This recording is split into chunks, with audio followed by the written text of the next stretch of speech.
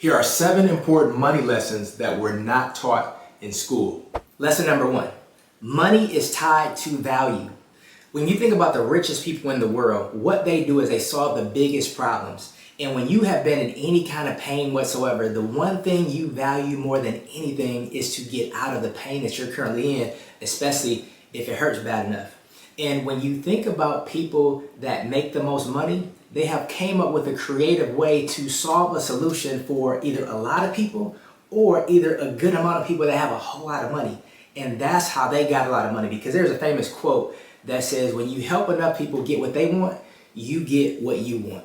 And so money is really attached to value, not so much time or anything else that we've been conditioned to think about. Because when you think about it from this perspective, it actually changes your mindset, because you actually approach money from a different perspective, and it causes you to look inward to think about, what kind of value do I have that I can give to other people so that I can get what I want as I'm giving them what they want. And again, what people want more than anything is to get out of some kind of pain that they're in, or discomfort, or they want to experience some type of pleasure.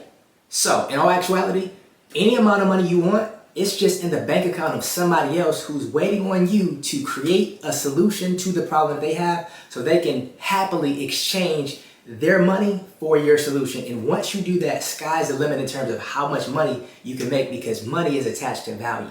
Lesson number 2, more minds are better than one. So when you're in school, the one thing that you get in trouble for is working with somebody else. You're taught you have to do your own individual work. And when you get into the real world, and when you get into the world of wealth and making a lot of money, there's something that's called masterminds.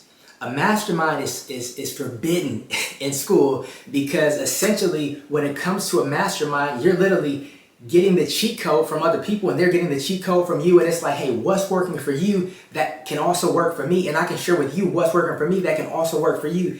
You can't do that in school. But when you think about, if somebody just focused on their own mind and their own perspective, they're limited in terms of how many people that they can reach and at what capacity that they can reach them at, but also how much money that they can make. Because if you're somebody where you've only known somebody to make $100,000, $1 million might be out of your scope, because you don't have the awareness or know somebody who even made it possible that you can actually do it yourself. And when you think about a mastermind, it does that. It opens up your mind to new possibilities and new approaches to things that you can actually use yourself to do whatever you're doing to make it that much more effective. But that's something that is forbidden in school, because when you're in school, you're punished for working together. You get a bad grade, or you get a 0, if you will, if you're caught looking off of somebody's paper, or if you're even caught talking to somebody during a test. Well, the thing about life is that life is a continuous test.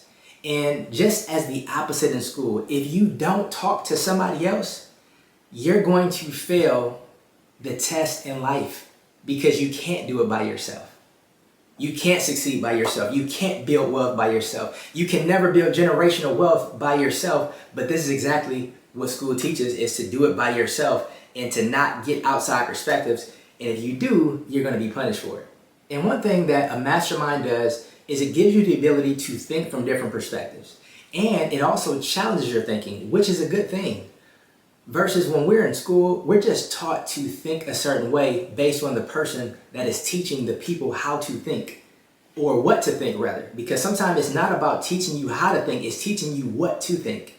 And I remember one of my mentors, he said it best. He said, thinking is the hardest job that most people never do. And I'm not saying all schools, but a lot of schools, especially schools from, a few years ago, they don't really teach you how to think. And that's why so many people, they graduate from school to the real world and they fail miserably, because they don't know how to think. And thinking is the hardest job that most people never do. However, when you get in a mastermind and you get around a group of people that are thinking at a high level, the thing that it does to your thinking is that it immediately causes you to up level in your thought process, and it causes you to expand your thinking, which will also cause you to expand how you view and how you look for different opportunities to not just to make money, but to do things just more effective. Lesson number 3, having an effective spending system. That's something that a lot of times school does not even touch on, is how do you spend money? Because it's not just the fact of spending money, but it's how do you spend money? And when you have an effective spending system in place that literally produces and leads to and maintains a level of freedom that most people never experience. And the thing about a great spending system is that you actually allocate where each dollar goes. Because here's a reality, and it doesn't matter who you are, but if you don't tell your money where to go, it's going to leave without your consent. So having a great spending system in place will also dictate where your money goes, how it goes, when it goes, and if it's going to come back to you. Because again, money is currency. And it's like if you don't spend money the right way, the current would never flow back to you. And that's how most people spend their entire lives when it comes to how they spend their money. They spend their money in such a way that that current is always away from them, but never towards them, if you will. And when you have a success spending system, you allow your money to flow, but you allow the current to come back to you with more currency than it had before it left you. Lesson number 4, invest in asset, not liabilities. See, when you think about school, school teaches us to get good grades, go to college, find a great job. And let's break down what an asset and what a liability is. In its purest form, an asset is something that brings you money. A liability is something that takes money away. When we're taught to go to college, if you go into a specific career, and this career that you're going into, when you graduate from college, it's not even a guarantee that you even get a job. But when you get out of college, you have $150,000 in debt. But now you find a job paying you $40,000 a year.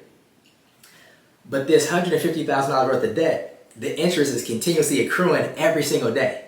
So the amount of time that it's going to take you to pay that off might be 10 times the amount of time that it took you to even acquire that debt.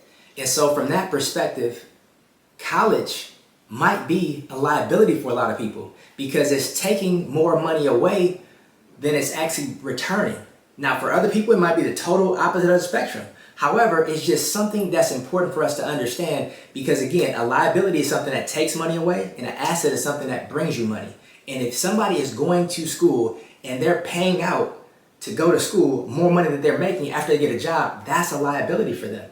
Another thing that's a liability is we've been taught that your home is an asset.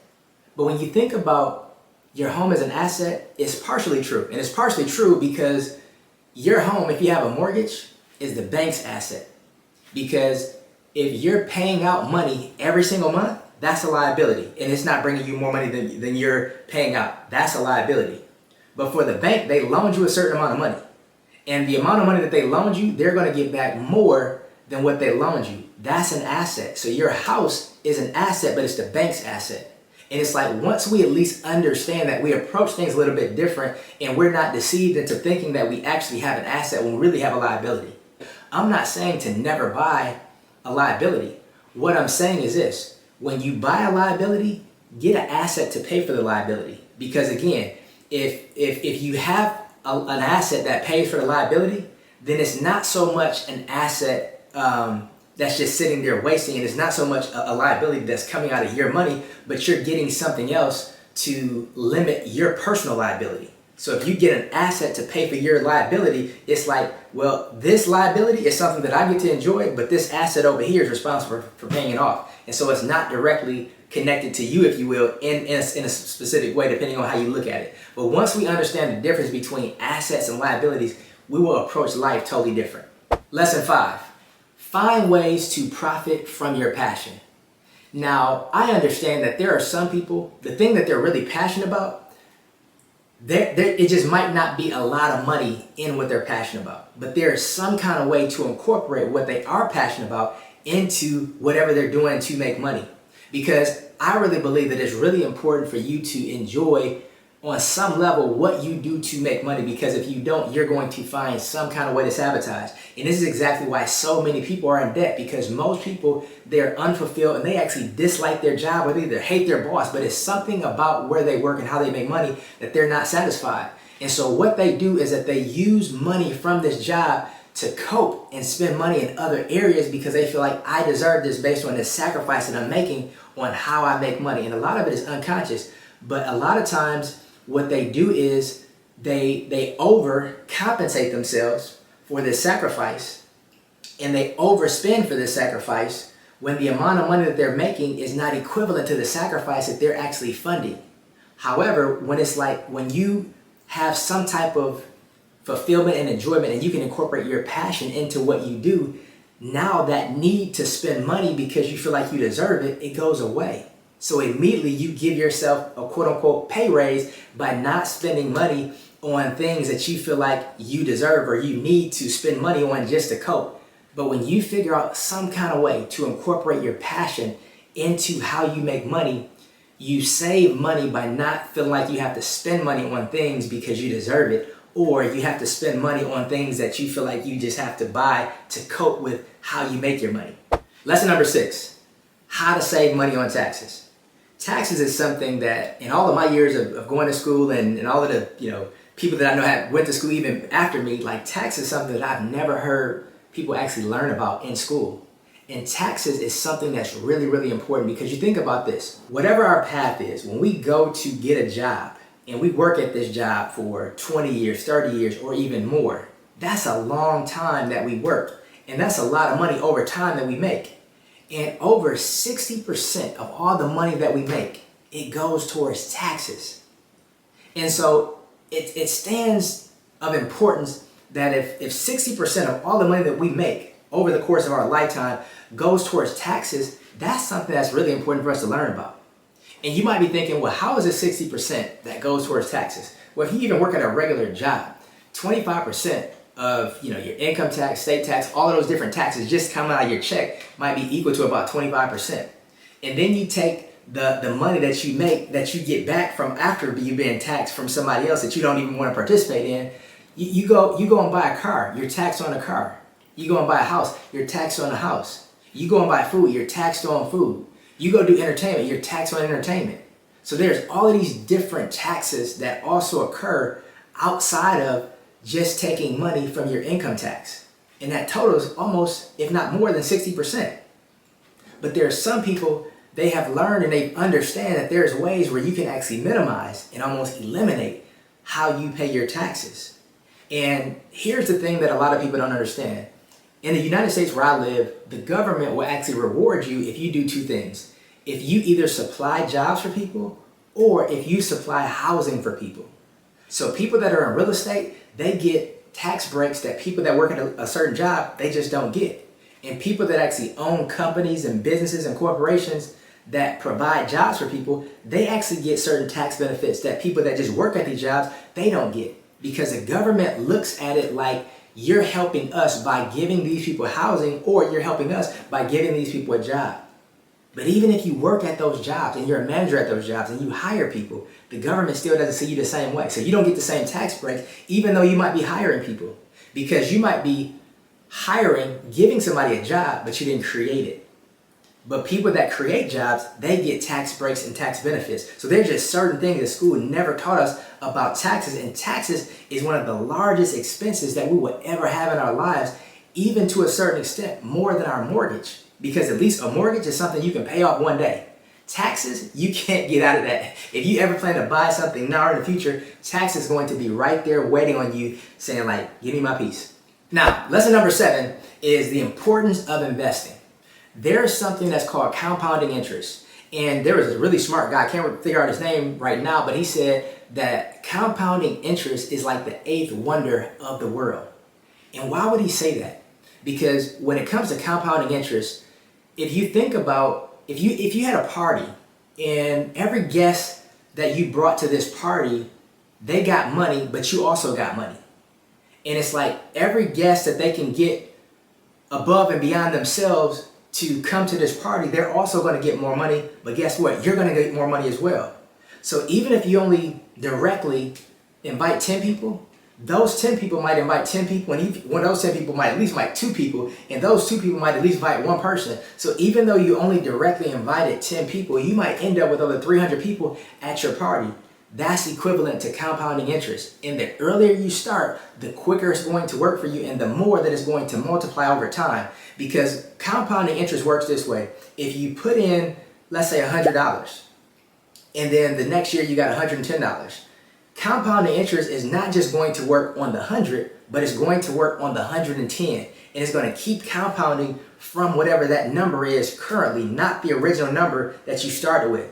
And it's like, that's when you have money working for you, and that money goes out and make money babies and keeps bringing you more money as long as you don't touch the flow of its process. And it is absolutely incredible. And the earlier you start, the more that you get to benefit all of the work that that money is going to do. Now, here's something else that's also phenomenal is passive or residual income. When you think about people that work for 40 plus years, if you will, they probably wanted to stop working like 20 years ago, you know, and the earlier you start, like when you understand how to acquire passive or residual income, it might only take you working 5 to 10 years and you never have to work another day in your life if you don't want to. And when you get to the point where you work because you want to, not because you have to, you just enjoy what you do a lot more, and you feel a lot more empowered when you do go to work, because you know at any given moment, if I want to step away, walk away, or even run away, this job cannot hold me captive, because this is not how I feed myself. This is not how I take care of my life. This is something that I just enjoy doing. That's really empowering. So that's something that school never really taught us in terms of like the importance of investing early.